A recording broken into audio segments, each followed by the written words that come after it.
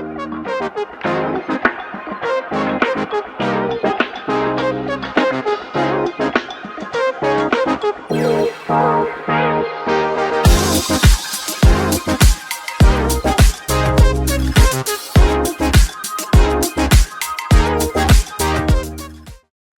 there. Welcome to Life Between Coasts, a podcast where we dive into our personal journeys connected through synchronicity. So grab your coffee, light a candle, and let's begin. I'm your host, Leah, and we're glad you're here. Today, we're just going to reminisce about the season a little bit and some of the things that have changed. We started out on March 26, 2025, with a message of just trying to connect people through synchronicity specifically. Um, but one of the things that I've noticed is that word might be a little bit lost. It's not that, we're dumb or anything, but it's just that the definition isn't as understood, that meaningful connection or the meaningful coincidence, the thing that doesn't have a cause or effect, but it seems like the planets align for us. But what the show has really evolved to is just seeking common ground. We're looking to just show that we're more alike than we're different through each of our stories. And it's made me understand a lot more about humanity, about people, about the struggles that we go through, and how we need to start to embrace each other more, lift each other up, and how we can do this as being part of the human race. There's a lot of patterns and themes that keep appearing throughout the show. There's a lot of religion things. There's about the lot of or religious, I should say, about talking to God, about having Him in your life, or rejecting religion altogether. There's been a lot of conversation about illness. There's been conversation about um, losing people, about transition. But each time, one of the common themes that we're seeing is that we're resilient. We are, and that we can do anything if we come together. The core message that we're trying to deliver to you is that, again, we are more alike than we are different. And it doesn't matter what our culture is. It doesn't matter what color we are. It doesn't matter where we were born, how big a bank account might be. I wish mine was bigger, of course, but come on, right? But it's just the fact that we're human is what connects us.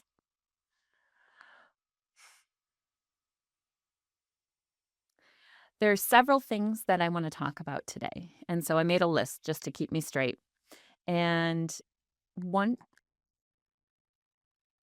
And really what it is, it's just things that we can put into action right now, every single day, as we come into contact with other people in our lives, strangers, family members, acquaintances. But these are things that we can do on a daily basis, on, in a moment's notice. That's the beautiful thing of it. So the first thing that I'd like to challenge you to do with me is to stop talking about the weather. So this is something that I recently kind of started on over the last few weeks, maybe a month by now. But inside the tax office, we talk about things. We talk about deep stories. And one of the things that I always say is that my clients are basically naked in front of me when they show me their financials, right? So I know a lot about them, and sometimes they tend to like blurt things out unexpected, but sometimes they just needed to get something off their chest. So that makes me feel confident that I'm making them feel better in whatever their position might have been at that very moment. The fact that they needed to release something and get it off of their chest, that makes me just feel that I was able to help them in some other way than just doing taxes. That when somebody leaves my office, even if they have a balance due, that they leave smiling, that they leave uplifted, that the experience that they've had with me has been a bright spot in their day, not a negative, oh my God, I gotta go do taxes. I don't know how many people tell me that when they tell somebody else that doesn't use my services, "Oh, I'm gonna go do my taxes." And that person on the other receiving end, let's say, will say, "Oh my gosh, I'm sorry. That must be stressful." Or that, "Oh no, I get to go see Leah." That's the response. I get to go see Leah. And that is why I do what I do. One of the things that I have with each of those clients that come in to see me is a connection, right? We have a rapport that we've built. They could come back, from 5 years ago and I can say, "Well, how's your dog?" and give their name. Or how's this? Or how's your parent? Or how's something that I know about you because we've developed that friendship or that acquaintance and that foundation of knowing each other. But how do you do that when you don't know somebody? How do you develop that rapport? How do you lift somebody when they're a complete stranger? So that's called stop talking about the weather. In Michigan, that's something that we always do, right? We talk about the weather. Oh, it's raining now. Wait 5 minutes, the sun will come out. That's what we say. Oh, it's beautiful. The sky is blue. It's gorgeous. It's a beautiful summer day. We'll say that casually as we're checking out for gas or at the grocery store. Oh, we hope you get out of work soon so you can enjoy how wonderful that day is out there. But what if we stopped? What if we stopped for just 1 minute and listened to the song that might be playing overhead on the radio or on that speaker and stop for that 1 second and say, wow, I haven't heard that song in forever. Maybe it was your high school graduation or your high school prom, or maybe it's a reminiscent of your first dance from your wedding, or maybe there's no specific reason that song ties to you other than the fact that you like it and you like the beat. But all you have to do is mention that one song and you will get a response from that stranger on the other side. And they'll either say that they don't like the genre of music, or they're going to say that, yes, oh, that song brings back memories for me too. They like this artist, or they like that song from that artist. Now we've begun to crack that egg, right? So now we're cracking that egg and we're saying, you've just found out a personal thing about that complete stranger, and they just found out something about you.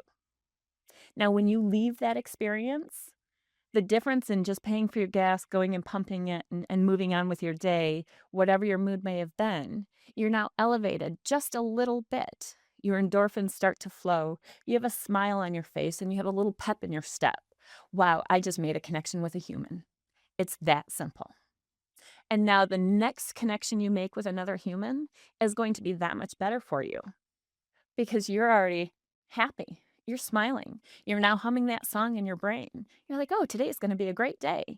And now your disposition changes, and everybody that comes into contact with you is going to get that pleasant, that happy, that kindness that is just going to spill out of you, and they're going to receive that.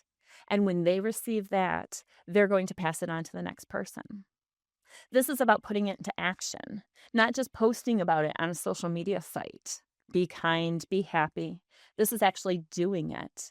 And that's what's so important about it, is talk to a stranger. Stop talking about the weather.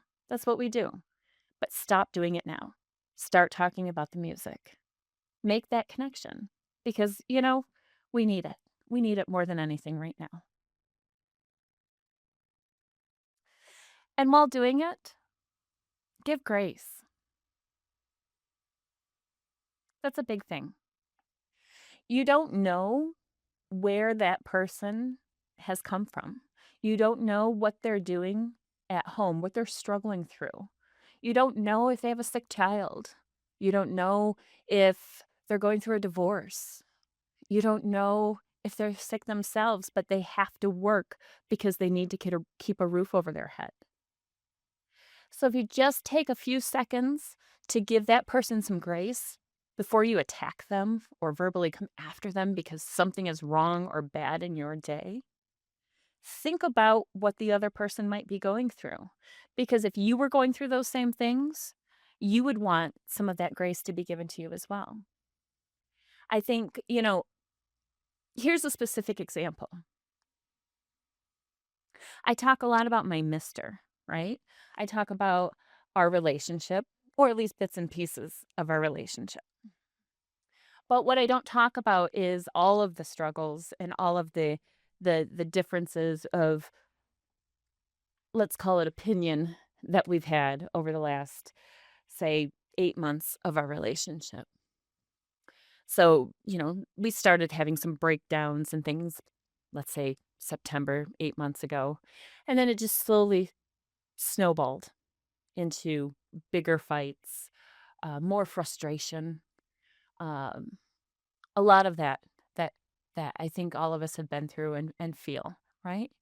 So, in January, I had made a conscious decision that I was going to end my relationship with my mister, that I was going to break up with him, that I was done. Nearly 18 years, I was done. I've had enough. I'm not going to do it anymore. And that was that. Things progressively, of course, got worse because at this point now I'm extremely busy with my profession and I'm overwhelmed by my personal life because that's on my brain as well. And that probably is what a lot of people didn't see when they came into my tax office. They always saw a smiling, happy person that was thankful that they were sitting there in front of me.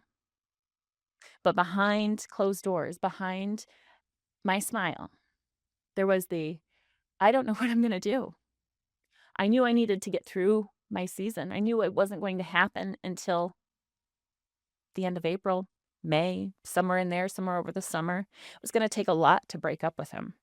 You know, even though we're not married, we're very heavily invested in each other.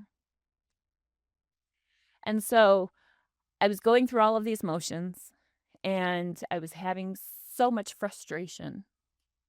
I wasn't getting anywhere. Here he was going out a couple nights a week. Fine. It's not that that's the fact of going out.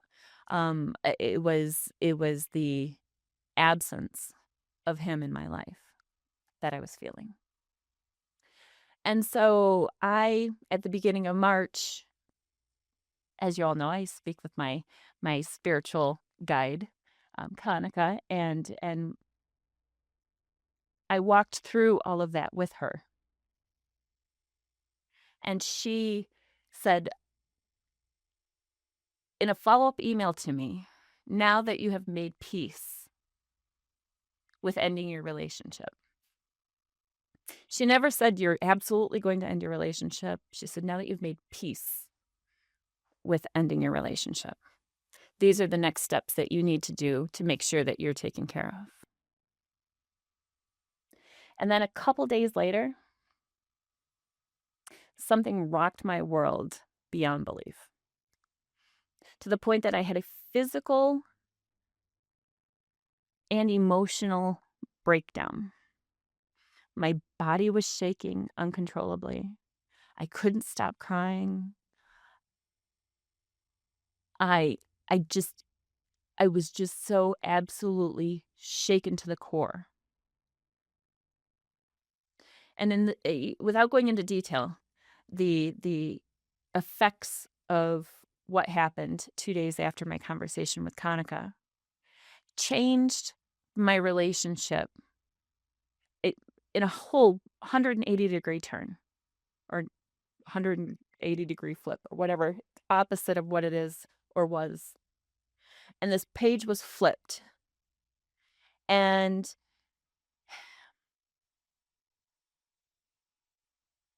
I realized that I didn't want to break up with him. But I knew that my heart missed him. I knew that my heart was lonely for him. Now, this all ties into that giving grace, because again, what you're hearing from me is something that the people in my front office didn't get to see because I didn't let them. And strangers aren't going to let you see that either. So that's why it's so important to give that grace, extend that grace to your fellow human. because there was 10 words that I did at one point repeat to my mister. And he kind of missed the mark when I first said them to him, but he's starting to understand what they mean. And those 10 words are, "You've never been on the receiving end of you." So think about that. Any argument you've had, any tantrum you've thrown, any rudeness you've given, any kindness, any happiness, any joy, but you've never received yourself. So if you take a moment maybe and look in the mirror before giving that message to somebody and see how it looks, see how it feels when it's pointed directly at you, and then think again before coming at somebody. It's all about remembering or reminding ourselves to respond and not react. Nothing gets done when we react. It's the response, because a response starts communication. And when communication can be had, decisions can be made, and things can be put into motion.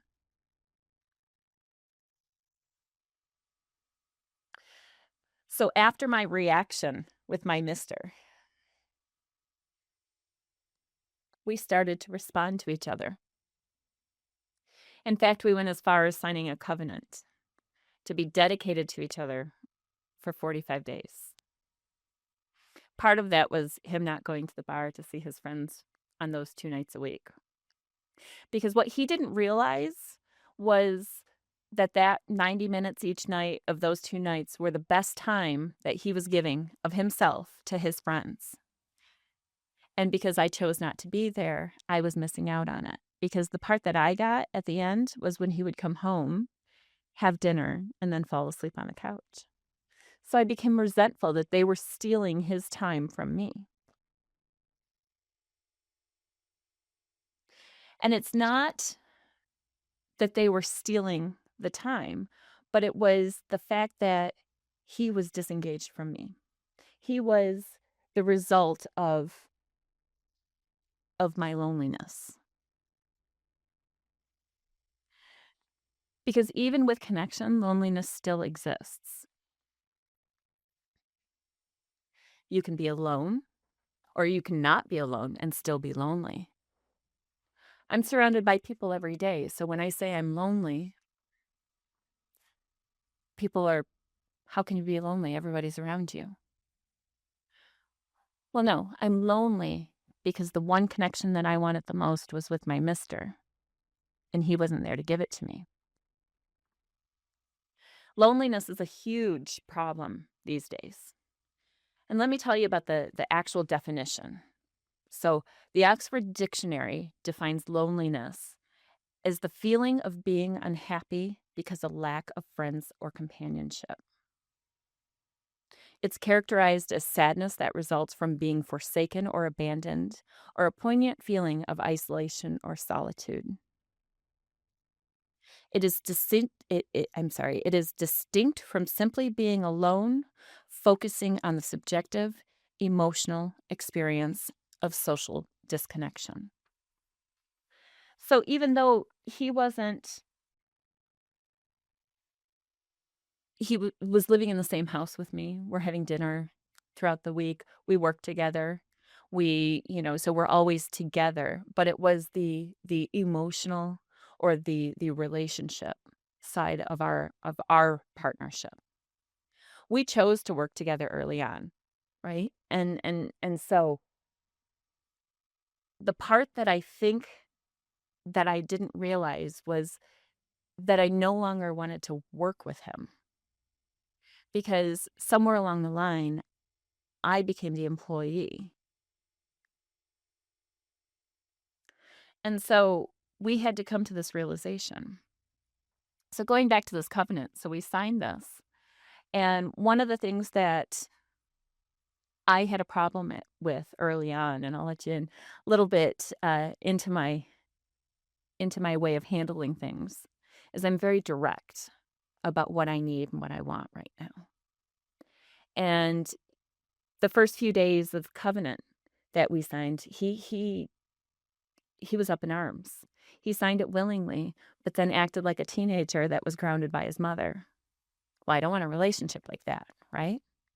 So I ripped it up and said, fine, go have a beer with your friends. That's fine. Our relationship is over then. Because here's the thing.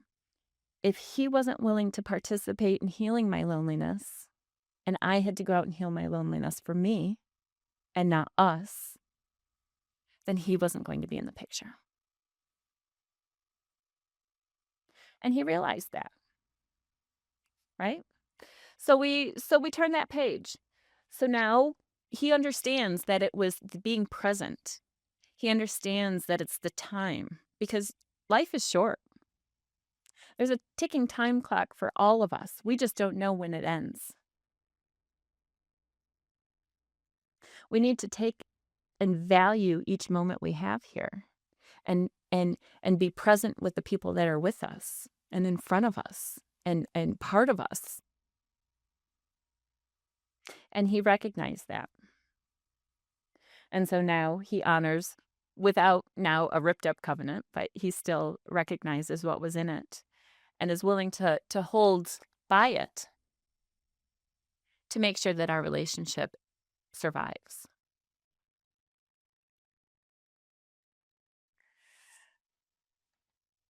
Loneliness, again, it's way more common than we think. But I think if we talk about it out loud, if we say I'm lonely, then that helps to break it up in our body. It helps to dissolve that feeling. If we wake up and we say, I'm lonely, I need this.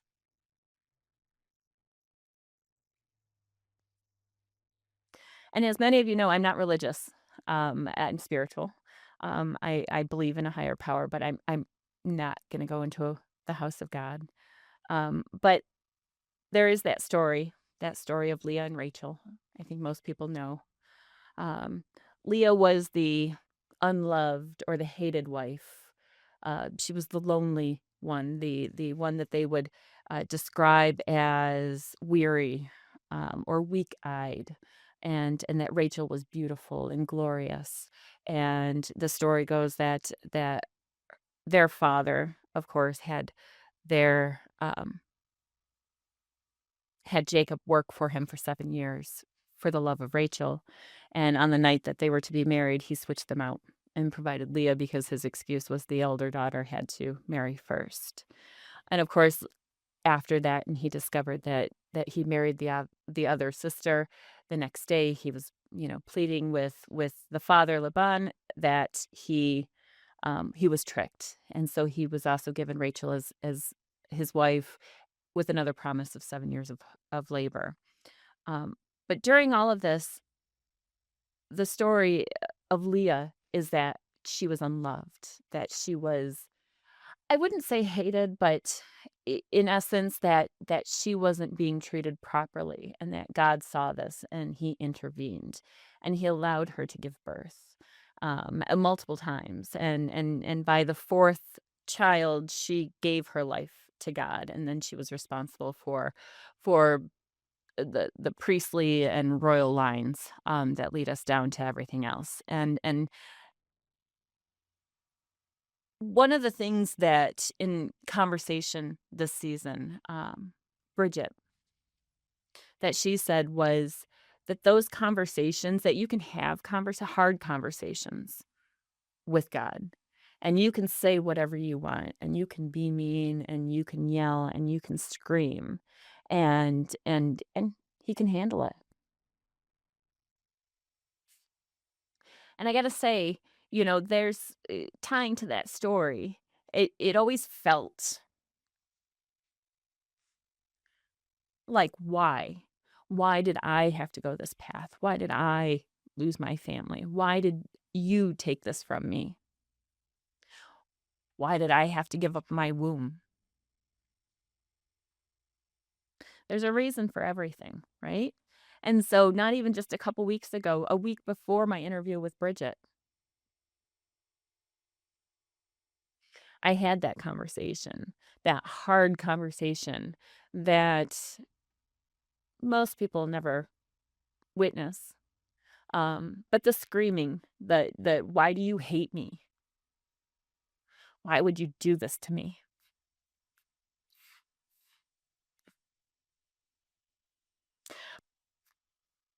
But I understand why, because after my conversation with Bridget,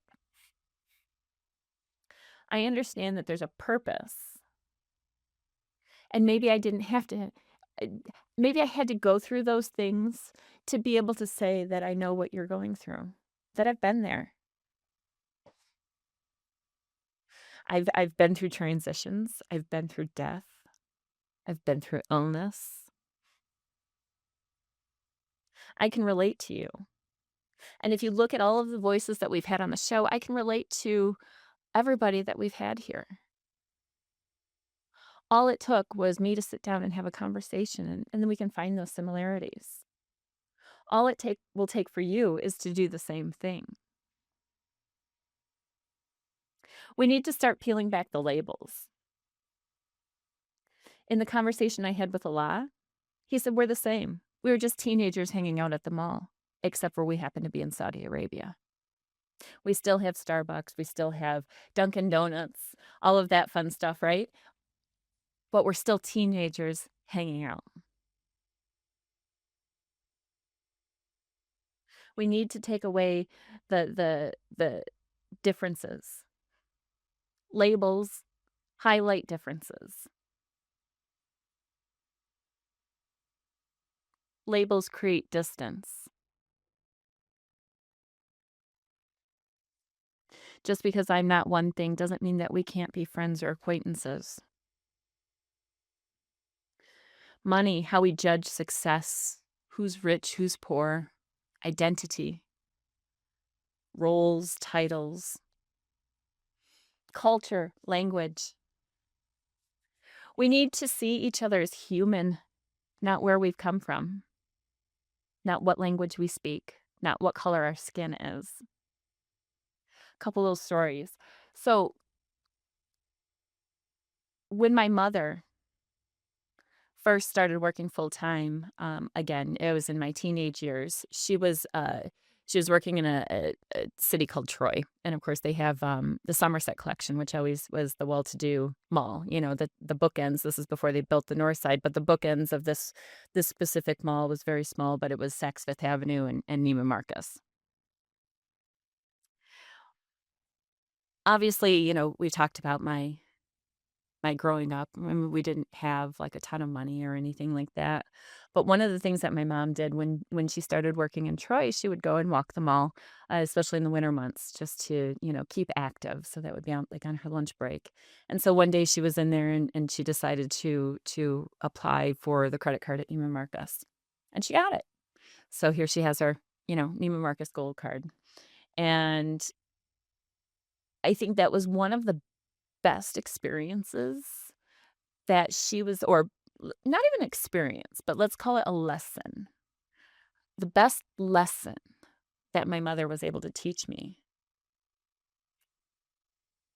was that no matter where I came from or how big my bank account was, that when I walked into that store, I was human. I was the same as anybody else there shopping. Now, I could afford a lot less than what most of the people there shopping could definitely afford.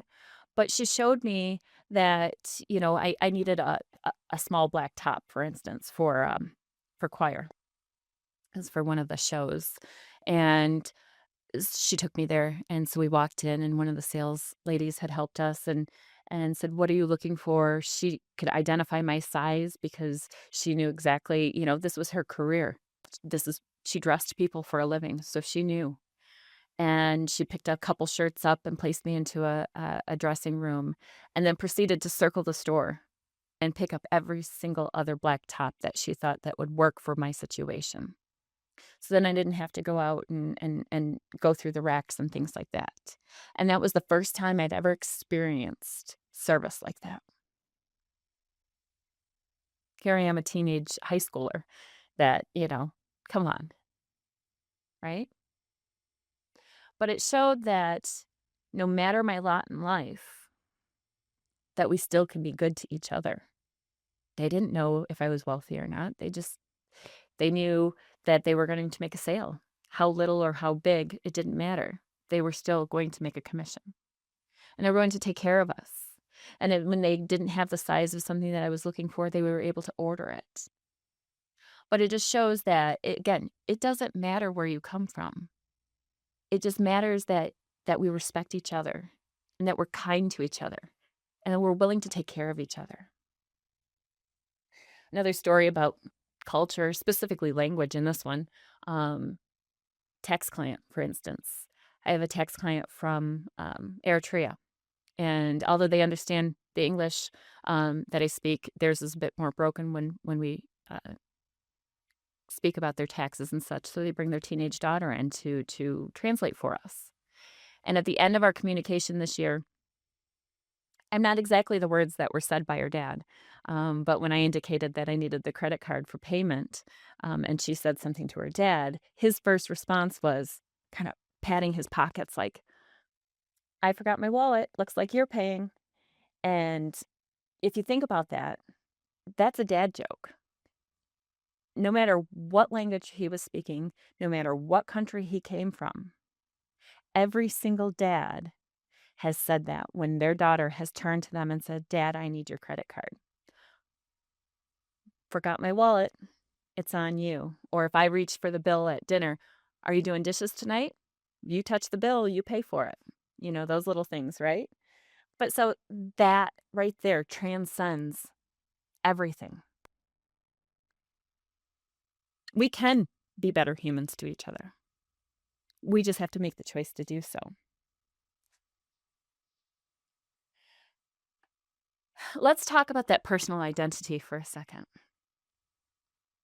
The personal identity, we are individuals. We are. We all have our own different traits. We have our way that we look. We have the things that we do.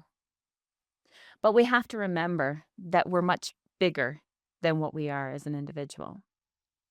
So when we talked in the beginning of the season, and we were speaking about DNA and adoption and spitting in the tubes, 23andMe and Ancestry. My dad, I still haven't done mine, so eventually I'll get around to that. But my dad, I've always joked and said I'm the melting pot, right? The melting pot was the term for immigration when people were coming into this country. We all melded together. We were one thing, which was American, right? So looking at my dad, or at least what his DNA tells us, my dad, which was part of me, shows that his DNA can be tracked through England and Wales, Germany, the Netherlands, France, Scotland, Ireland, French Canadian, specifically Quebec, the Ukraine, and Denmark.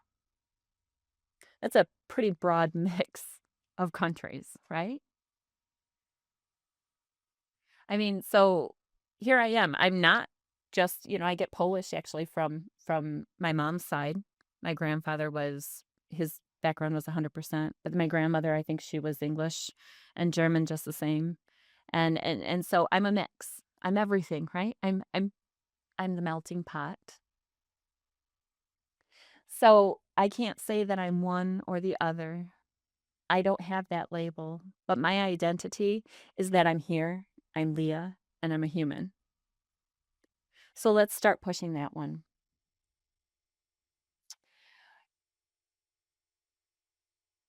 I realized when I was putting this together that we have a whole generation of kids, grown-ups now, some of them 20, let's say 25 years. Let's use that 25-year span, that have never experienced the feeling that we had during 9/11. The tragedy brought our country together.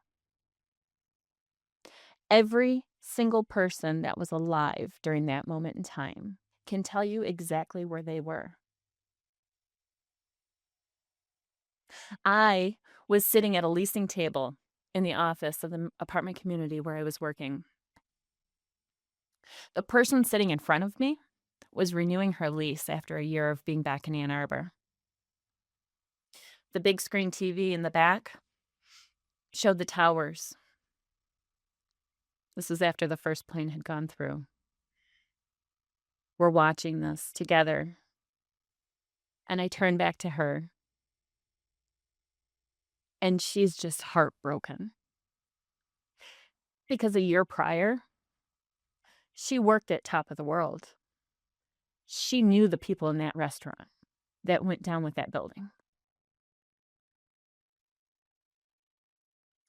That's the closest experience I would have had to that. But you remember it, right? But why is it that tragedy is what brings us together? Why can't we be brought together by happiness and goodness? That's what makes this such an amazing country.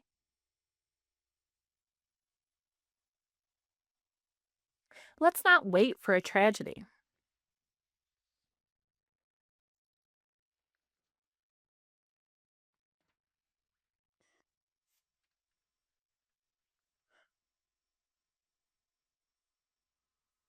World War II. Just thinking of where I want to take this. World War II.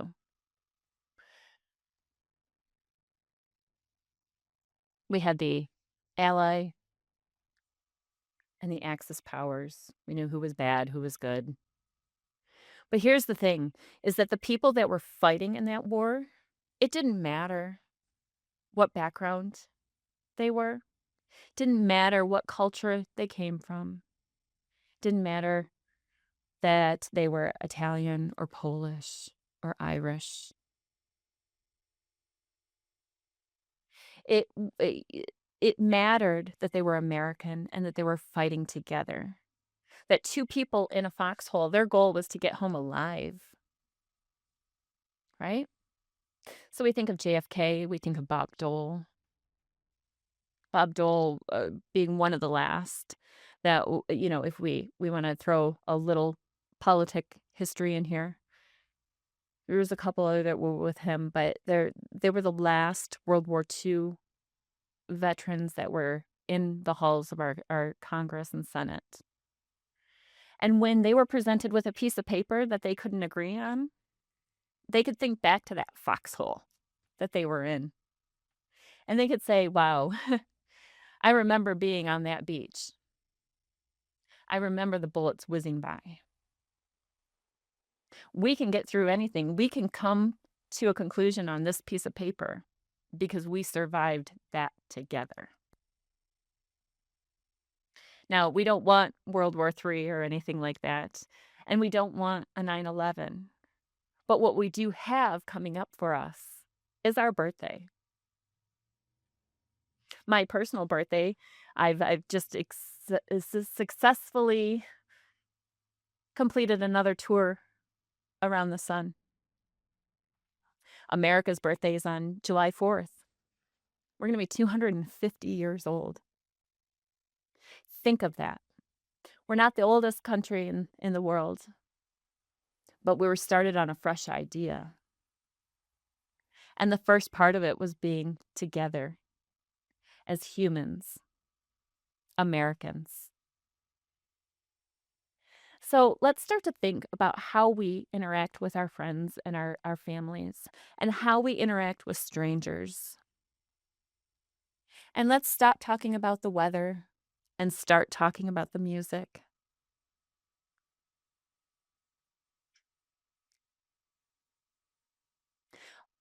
With every interview that we have, we get to demonstrate a lesson that it's pretty easy. Let's start responding and stop reacting. We can do this. I'd hate for another tragedy to happen to bring us together. So instead of tragedy, let's just come together for the good. Let's stop being mean to each other. Let's start valuing life. I look forward to all of our upcoming episodes. I mean, when we relaunch next season number 3, I mean, come on, 52 episodes from a nobody. Seriously, I never thought that we would get to this point. And I already have another 52 people that want to be interviewed. They all have something to say. We all want this connection.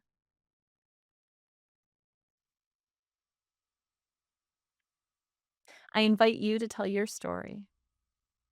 If you want to be on the show, please go to our website, lifebetweencoasts.com. Hit the memo side or the contact us and put your name and information in there and say, I want to be on your show. I want to tell my story. We do only in person, nothing on Zoom. That's the important part. So you do have to be in Michigan or willing to travel to Michigan. This is still my passion, and it will be my passion until the very last voice is heard. Because the more that we know about each other, the more than we are a connected society.